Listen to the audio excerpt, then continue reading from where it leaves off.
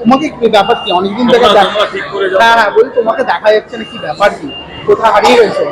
হারিয়ে তো কখনো কখনো হারিয়ে যেতে হয়, তখনই বুঝতে প্রায় পারি। বছর খানিক হারিয়ে গেছে। হ্যাঁ 2 বছর হারিয়ে গেছে। এই থেকে তোমাদের টেলিভিশন থেকে, হ্যাঁ টেলিভিশন থেকে ব্রেকে নিয়েছি।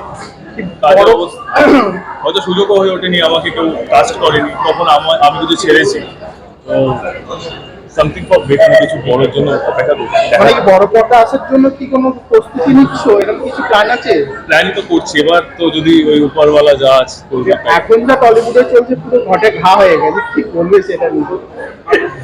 তো আমাদের জন্যই হয়েছে, আমাদের ইন্ডাস্ট্রির জন্য, প্রত্যেকটা মানুষের জন্য। একদম তাই, আমাদের ইন্ডাস্ট্রির প্রত্যেকটা মানুষের জন্য হচ্ছে, বাইরের মানুষের জন্য হয়নি।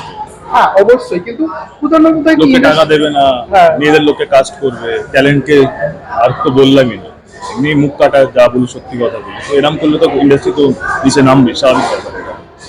ভালো কাজ করতে গেলে তো ভালো ভালো মতো কাজ করতে হবে, অনেস্টি দিয়ে কাজ করতে হবে। যেটা বুমাদা করেছে সেটা কি আগে থেকে করা উচিত ছিল, নাকি যেটা করেছে ওনারা ডেফিনেটলি ওনারা যেটা মনে করেছেন ঠিক মনে করেছেন, ওনারা এত বড় মানুষ, এত বড় শিল্পী, ওনারা যেটা করেছেন অফকোর্স ঠিকই করবেন।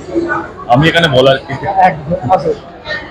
কোনটা অনেক, আমি জিম তো অনেক পছন্দ করি। ঠিক আছে, থ্যাংক ইউ।